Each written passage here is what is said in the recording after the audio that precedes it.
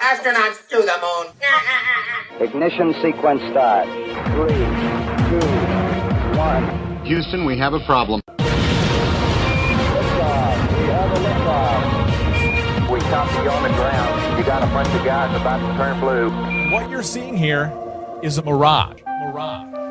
What's going on, everyone? It's Jaronism back with another video for you today. Gonna talk about Elon Musk and his subsidy-grabbing fraud company who fakes everything from launches, satellite deployments, orbits, and of course, landings. So to start, not sure if you've seen this video by ScienceNet named 7 times Elon Musk went next level genius. Now you'd expect some amazing eye-opening revelations or some game-changing perspectives, and let's just say they're not there. He comes across as a high school student who's basically just rambling. So we decided to spruce it up a little. And I did need to say one other thing. I did say that everything that Elon Musk puts out is fake, and I forgot that's everything but his toupee. Unfortunately, that won't get him to Mars. Neither will lies or taxpayers' money, but it will get him a spot on Next Level Genius, the Jaronism way. Jaronism presents Next Level Genius. Next Level Genius. Today we salute you, Mr. In Love with Edison for some strange reason guy. Mr. In Love with Edison for some strange reason guy. As far as role models, Pick anybody but yourself, please. it's obviously some of the obvious role models. I think Edison was certainly a role model. Probably one of the biggest role models. Did you study his life? Yeah, I read books about him. Absolutely. Sure you did, you little liar.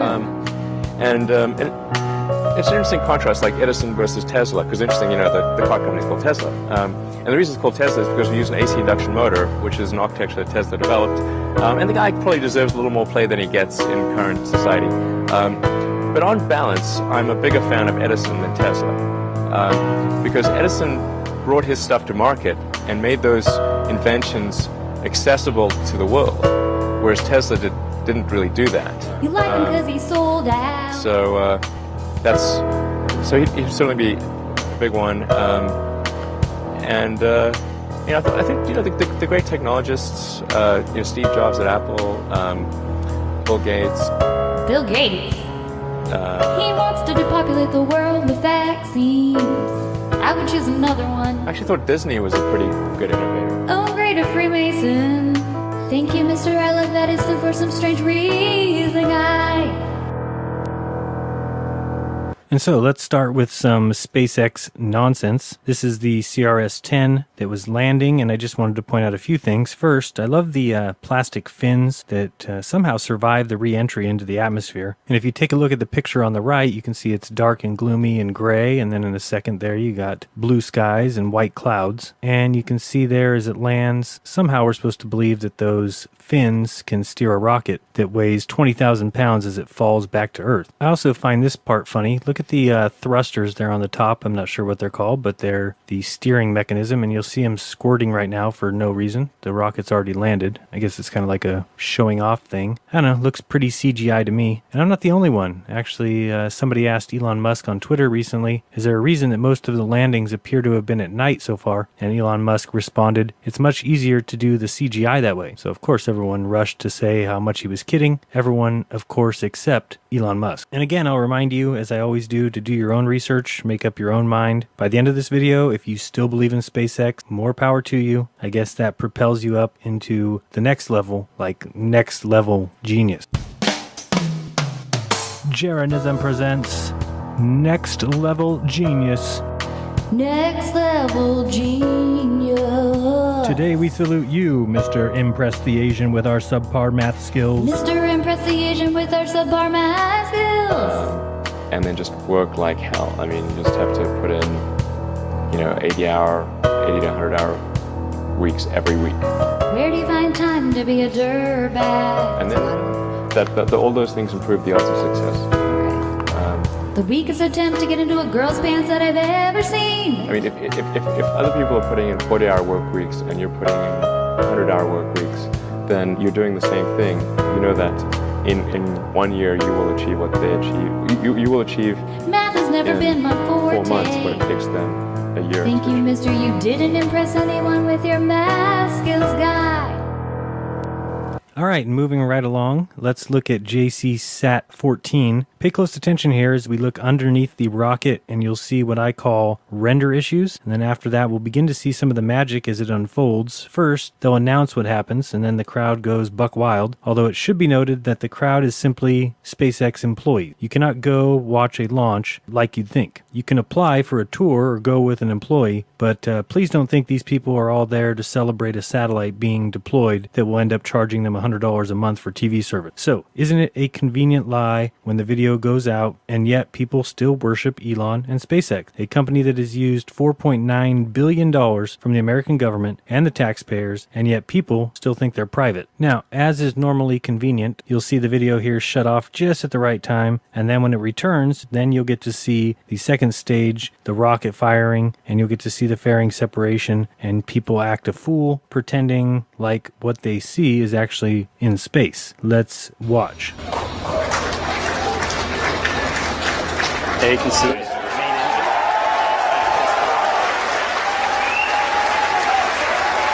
got confirmation. Our second stage has separated, and we have good ignition of our second stage as well. We'll be having a video of that for you in a second here.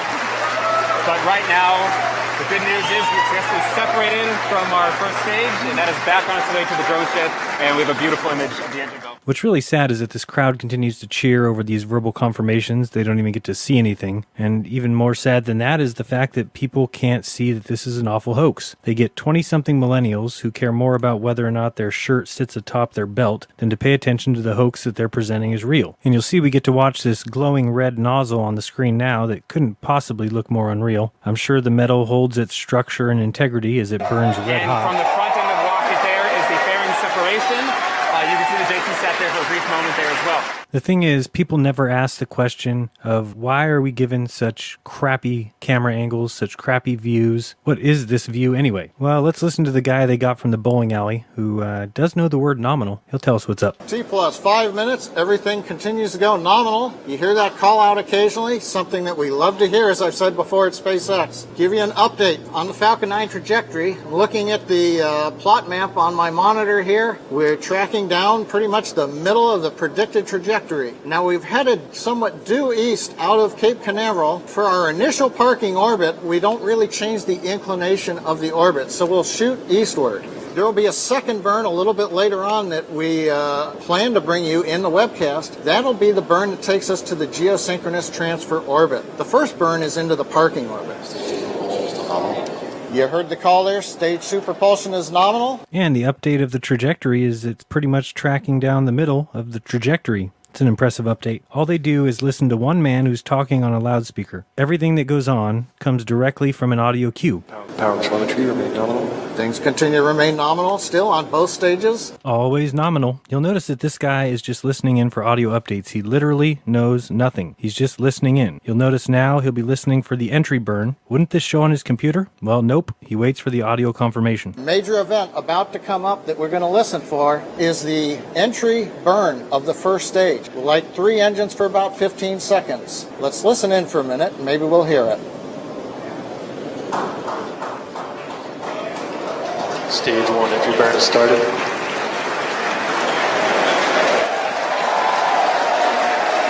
There's the start of the burn. This will last for several more seconds. We'll shut it down, and then we'll wait for the landing burn and the second stage headed into orbit.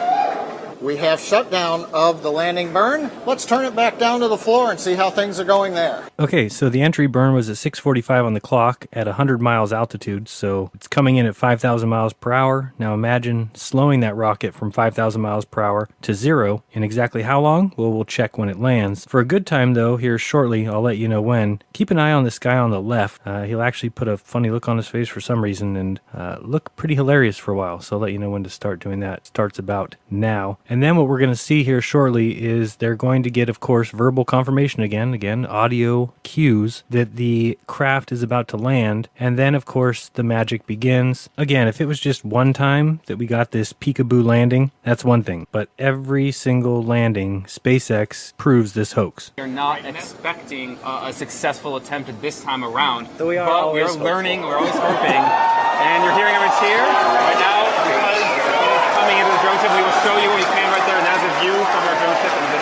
So, as is the norm, we get the interrupted feed, and you'll also notice the lights are on and very bright, and then all of a sudden there'll be a flash and abracadabra, the rocket landing.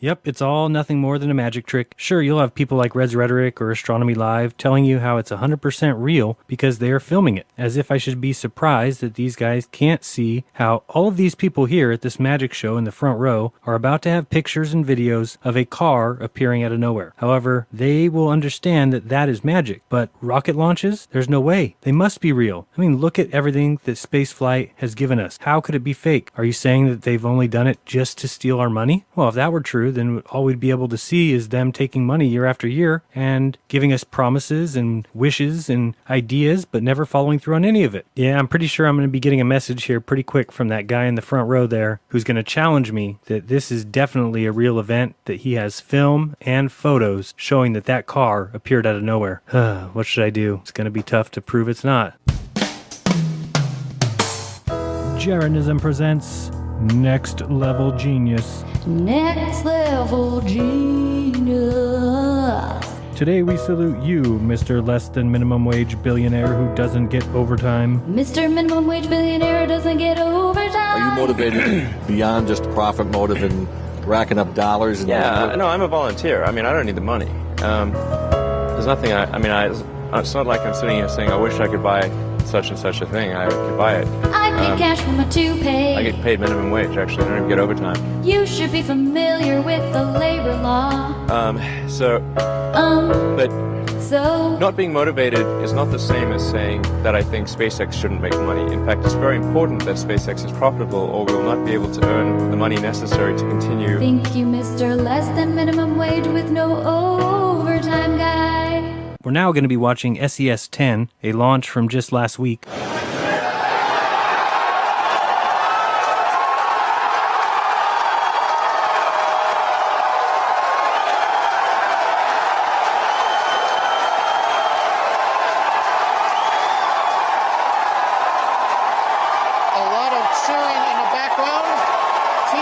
And as I said, the cheering you hear is from employees who probably get a bonus for actually showing up and cheering like maniacs, because realistically, if it was actual fans, it would be the equivalent of a bunch of us getting together and going down to a construction site and then cheering like crazy because the guys are pouring concrete. Yeah! Pour that concrete! Concrete! Oh, let me see the roll. You see the pitch and roll? They're rolling. Yes! Yes! Second stage hardening! It's second stage hardening!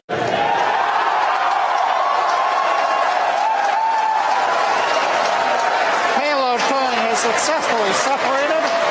The MVAC engine continues to power the upper stage into the low Earth parking orbit. Engine looks good, the trajectory looks good. We're at T plus 4 minutes and the flight continues to be go. Those grid fins there are actually made of aluminum. That makes a lot of sense, doesn't it? And of course, the second stage is on its way to orbit, and the first stage that's on its left is on its way to the drone ship. Of course, I still hate your guts, you dirtball liars. Now, listen as they begin to set up the magic trick, trying desperately to tell you why it is that we probably won't get any video. Have a listen. We're going to try and narrate that for you as much as we can. We also might lose the video feed of the first stage as it re-lands on the drone ship, as we have seen happen happened before. You can see that first stage coasting back right now.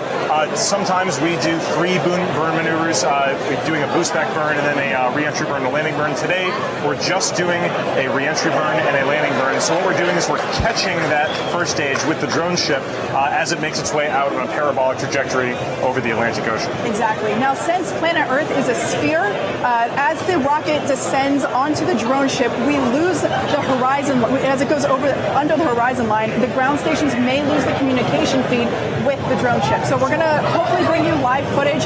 We see what you see, and hopefully we'll all see a successful landing once again all together. We do have cameras on the deck of Course I Still Love You, but they're on a satellite link. So again, those vibrations from that first stage coming down may jostle the satellite link, so we can't get all the video all the way down. Just be prepared for it.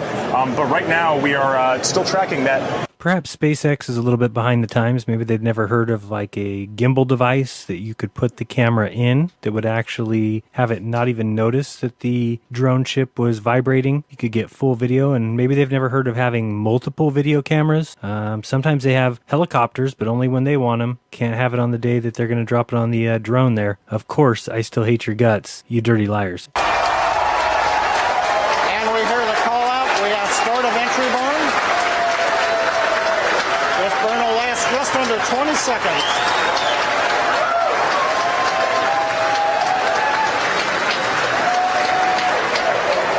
And shutdown. Entry burn. Looks like we've got a good burn.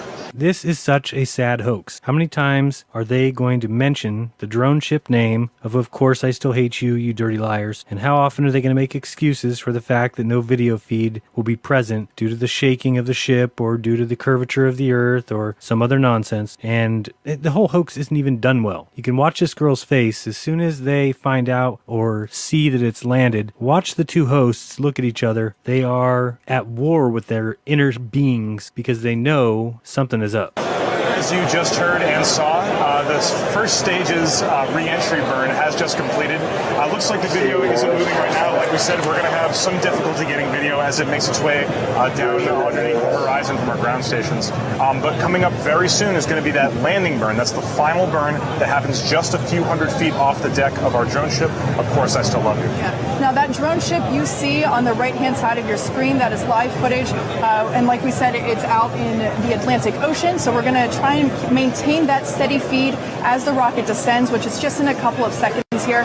Like I said before, literally just 4 or 5 seconds after we have stage landing, we should have indication as to the second engine cutoff, meaning that the second stage with SES-10 is in good orbit. But right now, we're just watching our screen here, waiting to see the...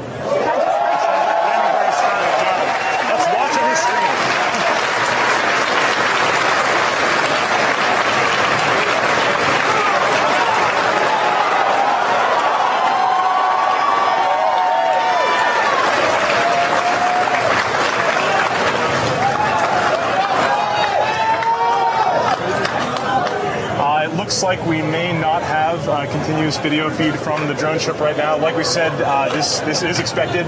We don't currently have direct line of sight with that drone ship. We only have a satellite link, and as it gets down kind of close, that Merlin engine can vibrate the satellite link. And sometimes we can lose video. So just stay put here. We're going to let you know.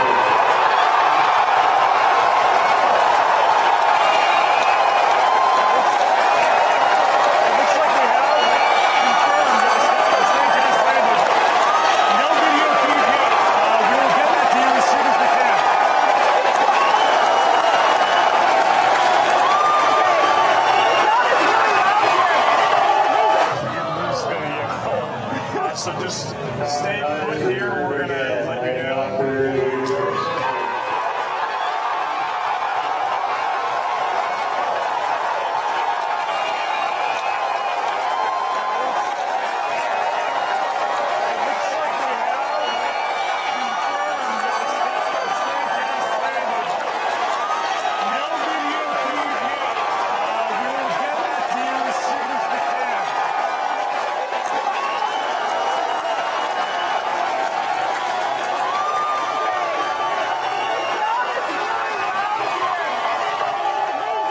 You should see by now the absolute obvious hoax that is SpaceX. If not, keep watching. I'm betting by the end of this video you'll be on Team FakeX, not Team Fanboy Scream for Nothing.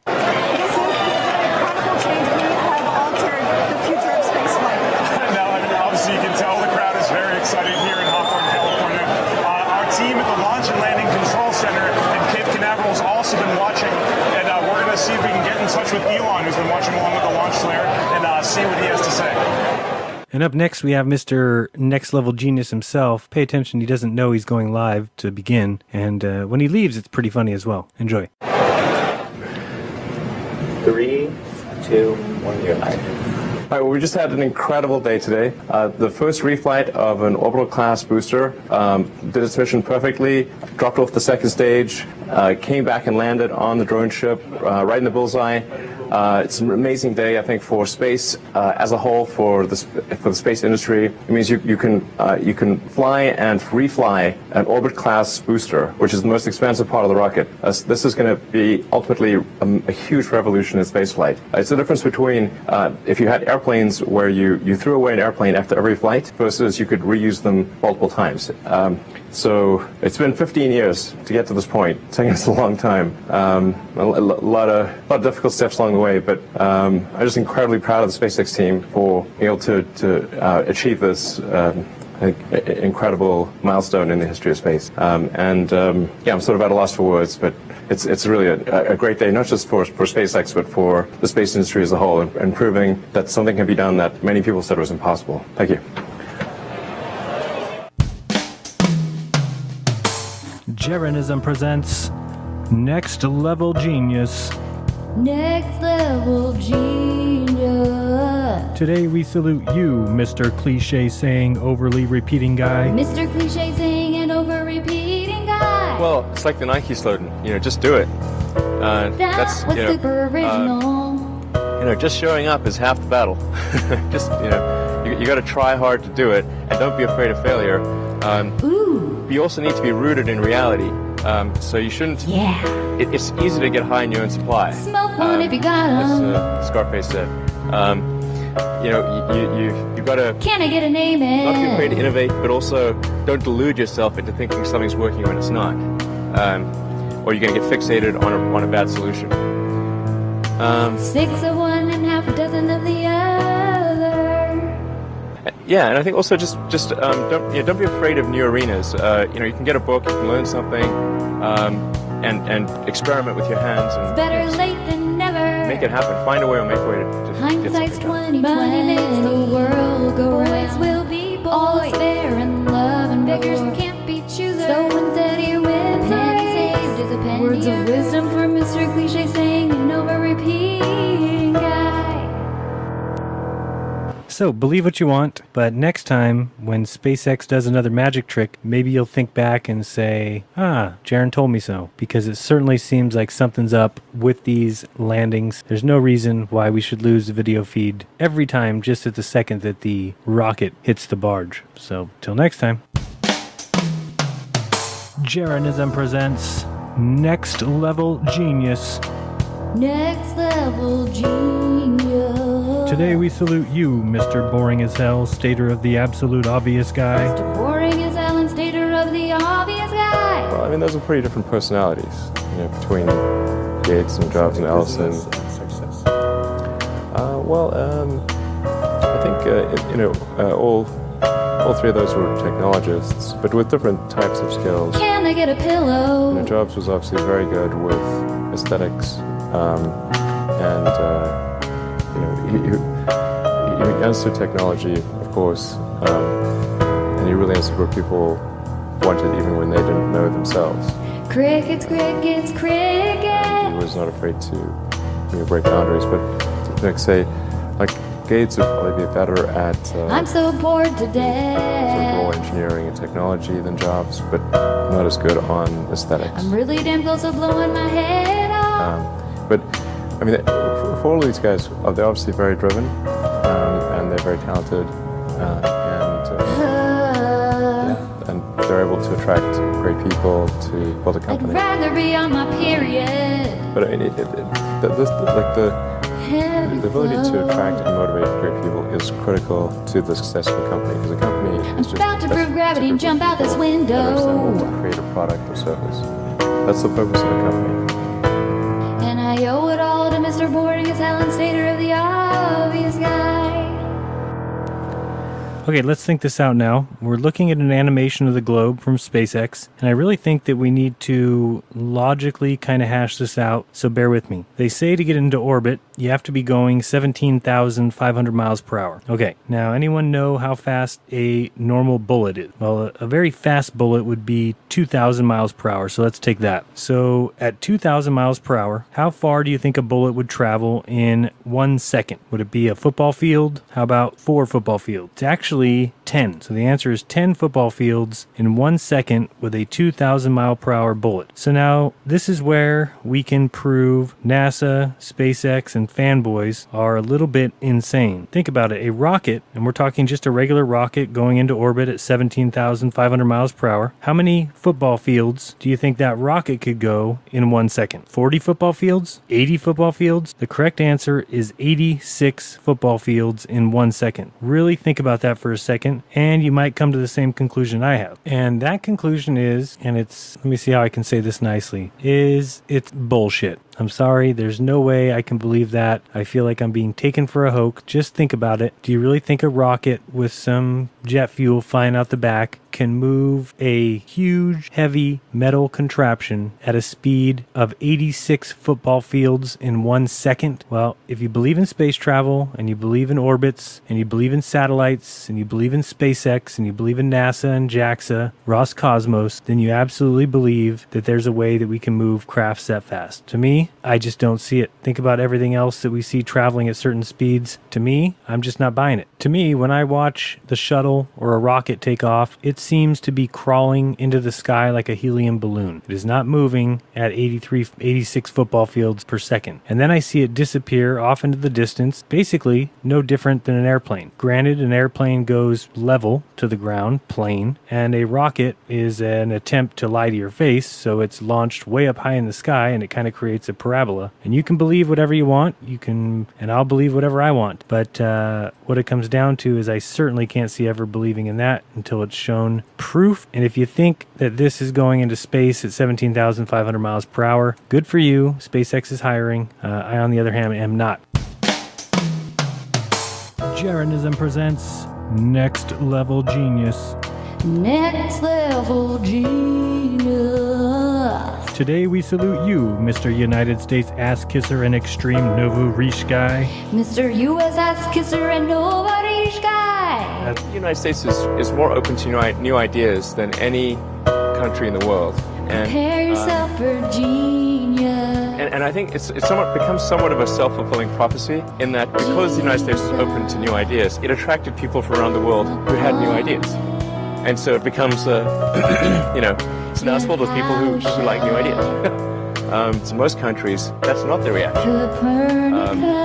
People tend to think, oh, that person did well because they screwed somebody else. Or they go in fake space. They try to rise beyond their station. That was really inappropriate of them to be so nouveau riche, to use a French word.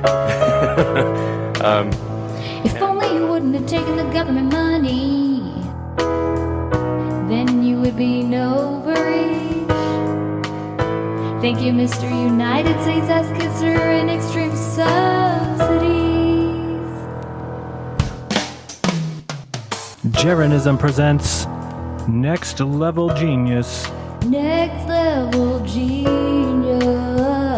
Today we salute you, Mr. You Shoulda Listened to Your Friends instead of being a fanboy guy. Mr. Shoulda Listened to Your Friends instead of being a fanboy guy. I had a lot of friends of mine try to talk me out of starting a rocket company because they thought it was crazy, and one friend of mine made me watch a video of rockets blowing up. Why didn't you listen? And there were just lots of people who thought it was a really crazy idea, and there was some people that had to your imaginary friends. And they tried to talk me out of it, and but the thing is that the premise like of talking me out of it was, well, we think you're going to lose the money that you invest. I was like, well, that was my expectation anyway, so I don't really mind if I lose.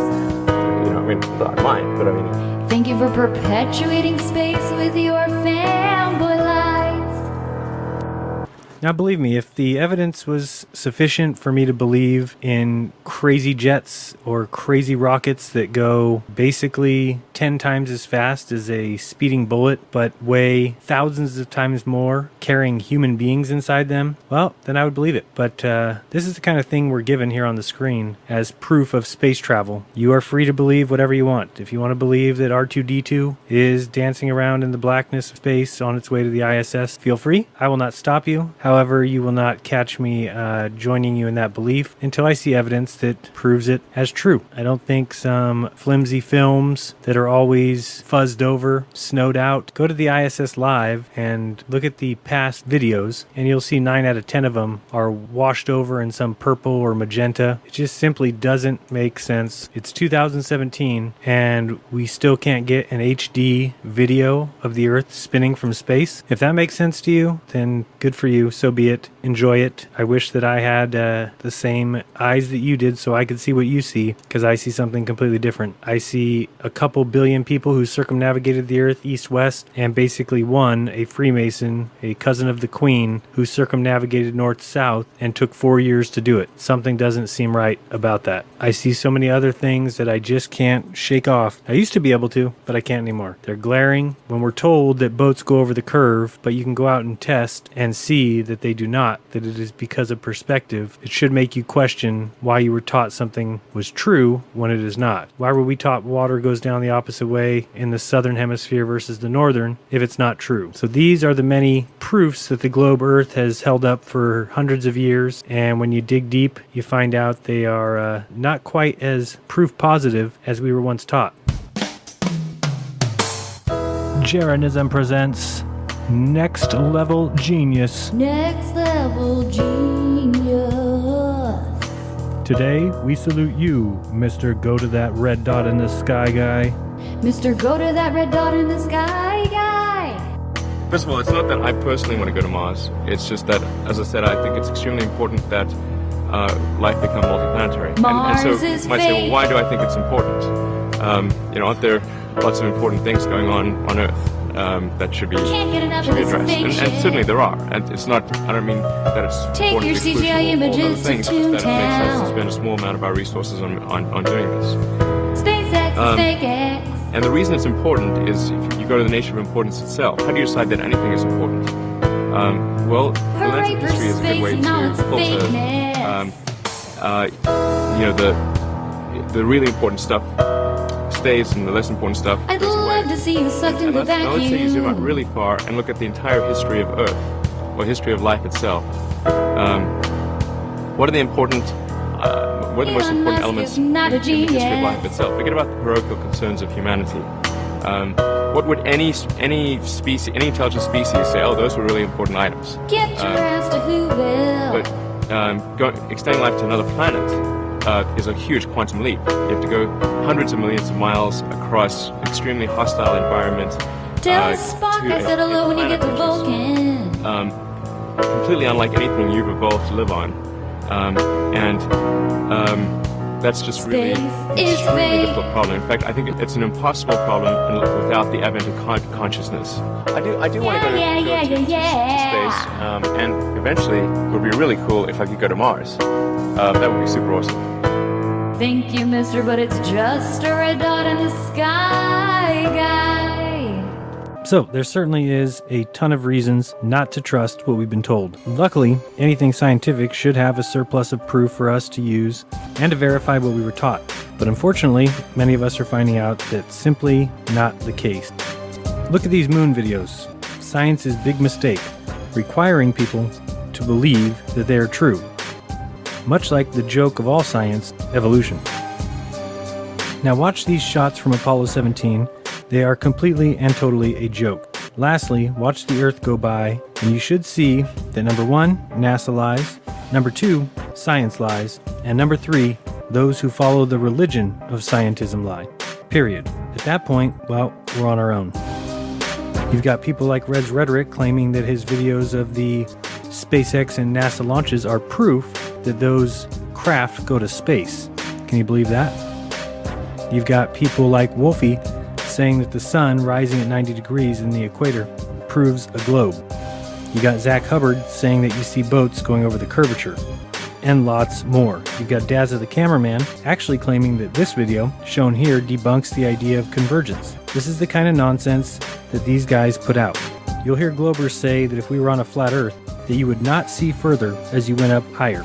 Yep, they actually say that, when clearly you would. And Dazza proves that in his own video. Notice the black edge at the back of the board, and even the white edge. You can even notice the orange square in the last row. Lower your angle and watch the black disappear, then the white disappear, and finally the orange. So you may see lots of different debunks out there, but it doesn't mean that there's no other solutions. You could be like Wolfie and be blind to the fact that you could actually be fooled. He actually said to me that maybe someone could pull the wool over my eyes and bamboozle me with math and geometry, but that I don't understand that they could not do it to him. Pride comes before the fall. I recognize that. I know I can be fooled. In fact, I have been fooled. So now I can attack it from all angles. So these guys can't stand that I'm questioning their religion. All I can say is keep digging, keep searching, and making truth your goal, and you will eventually find it. Rockets don't go 17,500 miles per hour. It's a hoax. To me, it's a big fat lie. But you have to go looking to find it. I'll leave you with two quotes from Al Hazen. The first one is, "The duty of the man who investigates the writings of scientists, if learning the truth is his goal, is to make himself an enemy of all that he reads, and attack it from every side. He should also suspect himself as he performs his critical examination of it, so that he may avoid falling into either prejudice or leniency." Al Hazen. And the second quote, "Truth is sought after for its own sake. Finding the truth is difficult, and the road to it is rough, for the truths are plunged in obscurity. God, however, has not preserved the scientist from error, and has not safeguarded science from the shortcomings and faults. If this had been the case, scientists would not have disagreed upon any point of science." Al Hazen. So guys, I'll remind you to be kind to one another, and don't lie to each other, and open your mind, because there's truth inside. Till next time, this has been Jaronism. Peace.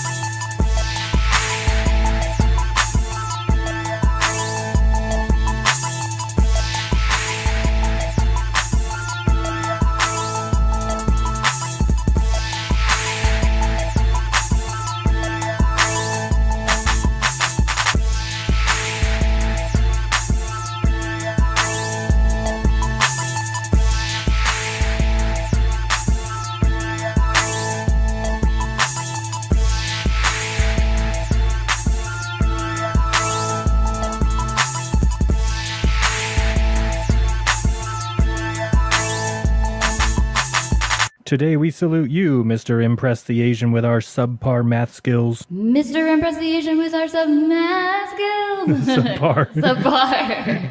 Go ahead. Mr. Impress the Asian with our subpar math. You had it good. Okay. Mr. Impress the Asian with our subpar. I don't know what that means. Subpar math skills. Okay. Today we salute you, Mr. Less Than Minimum Wage billionaire who doesn't work.